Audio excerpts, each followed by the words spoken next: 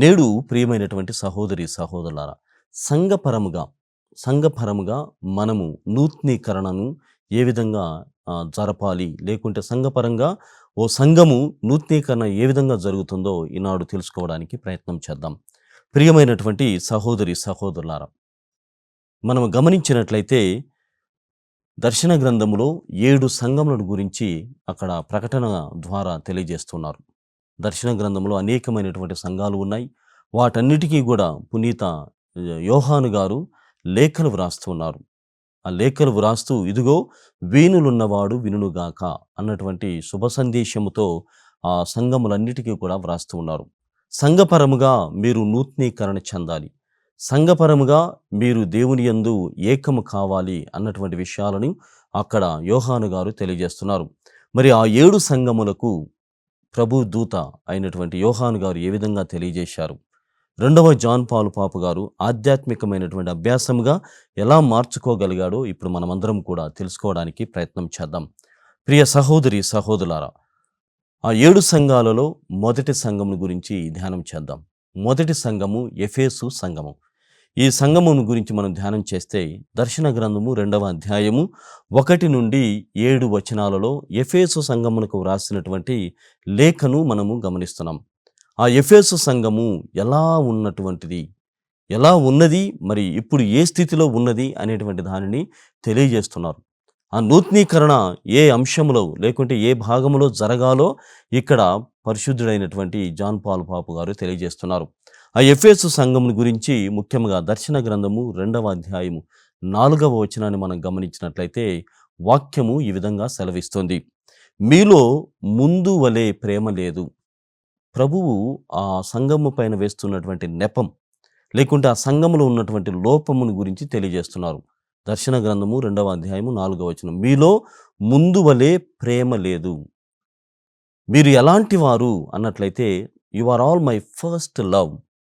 మిమ్మల్ని నేను అత్యధికముగా ప్రేమించాను, నా మొదటి ప్రేమ లాంటి వారు మీరు అని వాక్యము ఈ లేఖ ద్వారా తెలియజేస్తుంది. మొదట ప్రేమించినట్లుగా మీరు ప్రేమించడం లేదు. నన్నును మరియు నా సహోదరులను మీరు సంఘములో ప్రేమ కొరవడి ఉన్నది. You lakh love. మీరు ఆ ప్రేమ లేకుండా ప్రేమ రాహిత్యముతో జీవిస్తున్నారు అని ఎఫెసు సంఘమునకు వ్రాస్తున్నారు. అంటే ఇక్కడ పరిశుద్ధుడైనటువంటి జాన్ పాల్ పాపు గారు ధ్యానం చేస్తూ అభ్యాసంగా ఎలా మారుస్తున్నారంటే, ఇదిగో మీరు పడిపోయారు అని చెబుతున్నటువంటి you have all fallen down. మీరంతా కూడా పడిపోయి ఉన్నారు. ప్రేమలో ఉన్నటువంటి గాఢత, ప్రేమలో ఉన్నటువంటి గాఢత, ఆ స్వచ్ఛత, ఆ దయ అన్నటువంటిది కనిపించడం లేదు, కనుమరుగైపోయి ఉన్నది అన్నటువంటి ఆలోచనని వారి ముందు ఉంచుతున్నారు. ఇదిగో మీరు క్రియలు లేనటువంటి ప్రేమను కూడా వ్యక్తం చేస్తున్నారు. ఒక ఎఫెసు సంఘం అంటే ప్రేమకు చిరునామా, ప్రేమకు కేర్ ఆఫ్ అడ్రస్గా మీరు ఉండేటువంటి వారు. కావున మీలో మొదట ఉన్నటువంటి ప్రేమ ఇప్పుడు కనిపించడం లేదు. ఆ ప్రేమ క్రియలు మీలో లేవు అని చెబుతూనే దర్శన గ్రంథము 2వ అధ్యాయము 5వ వచనంలో, ఇదిగో మీరు ఇలానే ప్రవర్తిస్తే, మీరు ఇలానే ముందుకు కొనసాగితే నేను చెప్పబోయేటువంటి మాట చాలా పరుషముగా ఉండబోతుంది. 5వ వచనంలో చెబుతున్నారు, మారు మనసు పొందని ఎడల. వాక్యం ఈ విధంగా వ్రాయబడింది, మారు మనసు మీరు పొందని ఎడల నేనే వచ్చి. చూడండి, దయచేసి బైబుల్ దగ్గర ఉన్నటువంటి వాళ్ళు తెరవండి. దర్శన గ్రంథము 2వ అధ్యాయము 5వ వచనం, నేనే మీ వద్దకు వచ్చి దీపస్తంభమును దాని స్థానము నుండి తొలగింతును. నేనే మీ చెంతకు వచ్చి దీపస్తంభమును దాని స్థానము నుండి తొలగిస్తాను. అంటే ఇదిగో ప్రేమకు ఏదైనా ఈ ప్రపంచములో ఒక సంఘము, ప్రేమతో కూడినటువంటి సంఘము ఏదైనా ఉన్నదంటే నేను మిమ్మల్ని చూపించేటువంటి వాడను. ఎఫెసు సంఘం అనేటువంటిది చాలా గొప్ప సంఘము. వారంత బాగా ఉండేటువంటి వాళ్ళు, ప్రేమ యందు గాఢత, స్వచ్ఛత, దయను కలిగినటువంటి ప్రేమ కలిగిన వారు అని ఇప్పటి వరకు చెబుతున్నాను. కానీ నేటి నుండి మీరు ఇలానే కొనసాగితే, నేను చెప్పబోతున్నటువంటి ఈ మాట, ఇదిగో ఈ దీపస్తంభం అంటే మిమ్మల్ని ఎక్కడో పెట్టి చూశాను, మిమ్మల్ని అందరూ కూడా చూసేటువంటి విధంగా, మీ నుండి అందరూ నేర్చుకునేటువంటి విధంగా మిమ్మల్ని తయారు చేశాను. అది దీపస్తంభము.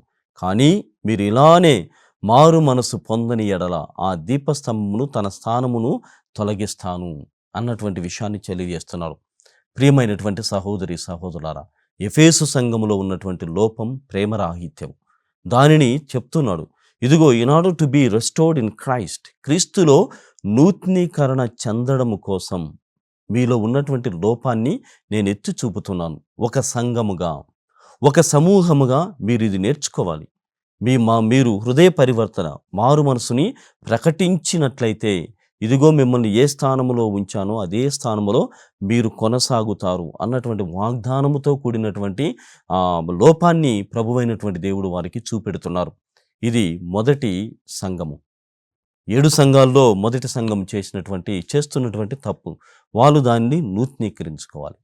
మరి రెండవదిగా ప్రియమైనటువంటి సహోదరి సహోదరులారా, పెర్గాము సంఘము. పెర్గాము అనేటువంటి సంఘము. ఇక్కడ వాళ్ళు చేస్తున్నటువంటి పని ఏమిటంటే విగ్రహారాధన, ఐడల్టరీ. విగ్రహారాధనని వాళ్ళు చేస్తున్నారు. దర్శన గ్రంథము 2వ అధ్యాయము 16వ వచనములో ప్రభువు చెబుతున్నటువంటి మాట, ఇదిగో నా నోటి నుండి వెలువడు ఖడ్గము, నా నోటి నుండి వెలువడేటువంటి ఖడ్గము మీతో యుద్ధము చేస్తుంది. ఆ ఖడ్గముతో యుద్ధము చేస్తాను మీరు విగ్రహారాధన కొనసాగిస్తే. పెర్గాము అనేటువంటి ఈ సంఘము చాలా గొప్ప సంఘముగా కూడా ఉండేటువంటిది. కానీ వాళ్ళు విగ్రహారాధన అంటే అనేకమైనటువంటి ఈ కల్చర్స్, సంస్కృతులు లేకుంటే వేరే వాళ్ళందరినీ కూడా కలుపుకోవడము అనేటువంటి మంచితనములో వాళ్ళు కన్ఫ్యూజ్ అయిపోతున్నారు. అందరినీ కలుపుకోవాలనేటువంటి మనస్తత్వముతో వాళ్ళకున్నటువంటి ఆచారాలు, వాళ్ళకున్నటువంటి సంప్రదాయాలు, వాళ్ళకున్నటువంటి ఈ సంస్కృతి అనేటువంటి మాత్రమే కాకుండా దేవుణ్ణి కూడా మార్చడానికి ప్రయత్నం చేశారు. ఆ సంస్కారములు లేకుంటే ఆ సంప్రదాయములో, ఆ సంస్కృతిలో ఉన్నటువంటి ఆ ఆచార వ్యవహారాలని ఈ సంఘంలోనికి తీసుకొని వస్తున్నారు. అంటే ఆ విగ్రహారాధనని ఆ రకంగా చేస్తూ ఉన్నారు అని వారిపైన నెపము వేస్తూ ఉన్నారు. అయితే మీరు ఇలానే కొనసాగిస్తే వాళ్ళ లోపాన్ని చూపిస్తున్నాడు. తర్వాత జరగబోయేటువంటి విషయాన్ని సైతము ఇక్కడ ప్రభువైనటువంటి దేవుడు వాక్యము ద్వారా సెలవిస్తున్నారు. మీరు ఇలానే కొనసాగితే 16వ వచనంలో నా నోటి నుండి వెలువడు ఖడ్గము. ఆయన నోటి నుండి వెలువడేటువంటి ఖడ్గము ఏమిటంటే వాక్యము. ఈ ఖడ్గము అనేటువంటి వాక్యముతో నేను యుద్ధము చేసేదను, మీతో ప్రత్యక్షముగా యుద్ధము చేస్తాను అని ఆ పెర్గోము సంఘమునకు ప్రభువైనటువంటి దేవుడు సెలవిస్తున్నాడు. ప్రియమైనటువంటి సహోదరి సహోదరులారా, పునీతుడైనటువంటి పరిశుద్ధ 2వ జాన్ పాల్ పాపు గారు కూడా ఇదే విషయాన్ని, ప్రపంచంలో ఇది పెరిగిపోయి ఉంది, ప్రపంచంలో ఇది పెరిగిపోయింది, వాక్యాన్ని ఎవరు కూడా సరిగా అర్థం చేసుకోవడము ససేమిరా, వాక్యాన్ని అంగీకరించినటువంటి స్థితిలో ఉన్నారు. కావున ఈ ప్రపంచాన్ని ఆరాధిస్తున్నారు, ఈ ప్రపంచాన్ని విగ్రహారాధనగా మార్చుకుంటున్నారు, ఈ ప్రపంచాన్ని ఒక శక్తిగా అలవాటు చేసుకొని ఉన్నారు అని చెబుతున్నారు. కావున అలా మీరు కొనసాగితే నా వాక్యం అనేటువంటి ఖడ్గముతో నేను మీతో యుద్ధము చేసేదను. ప్రియమైనటువంటి సహోదరి సహోదరులారా, మన వ్యక్తిగత జీవితాలలో కూడా ఒక సంఘముగా కూడా మనము ఇలాంటి విషయాల పట్ల అత్యంతమైనటువంటి శ్రద్ధను చూపుతూ ఉంటాం. ఇది మంచిది కాదు. ఈ ప్రపంచాన్ని ఆరాధించకూడదు, ఈ ప్రపంచ వస్తువులను ఆరాధించకూడదు అన్నటువంటిది దేవుని యొక్క షరతు. కావున దేవుని వాక్యానికి లోబడి జీవించమని ఈ పెర్గాము సంఘమునకు ఏ విధంగానైతే వాక్యము సెలవించిందో మన జీవితాలకు కూడా ఇది సెలవిస్తుంది. మరి ప్రియమైనటువంటి సహోదరి సహోదరులారా, మూడవ సంఘములో ఉన్నటువంటి లోపము, ఆ సంఘము థియతైరా సంఘము. థియతైరా అనేటువంటి సంఘాన్ని గురించి మనం ధ్యానం చేసినట్లయితే దర్శన గ్రంథము 2వ అధ్యాయము 18 నుండి 28 వచనాల్లో ఆ లేఖ కావచ్చు లేకుంటే ఆ దర్శనముల గురించి అక్కడ సెలవిస్తున్నారు. అక్కడ వాళ్ళు చేస్తున్నటువంటి పని ఏమిటంటే రాజీ పడేటువంటి తత్వం, compromising with everything, compromising with the world. అంటే ప్రతి దానికి కూడా రాజీ పడడమే. పోరాట పటిమ వాళ్ళలో కనిపించడం లేదు ఈ థియతైరా అనేటువంటి సంఘము. అయితే సరే, నీ వ్యక్తిగతంగా నీవు రాజీ పడవచ్చు, కానీ నైతికతలో రాజీ అనేటువంటిది ఉండకూడదు, రాజీ పడడం అనేటువంటిది జరగకూడదు. ఎందుకంటే నైతికత అంటే మొరాలిటీ. ఈ మోరల్స్‌లో నైతిక విలువలు పాటించేటువంటి క్రమంలో ఎప్పటికీ గూడా ఇది జరగకూడదు. అందులో ఏ కోశాన గూడా మనం రాజీ పడకూడదు.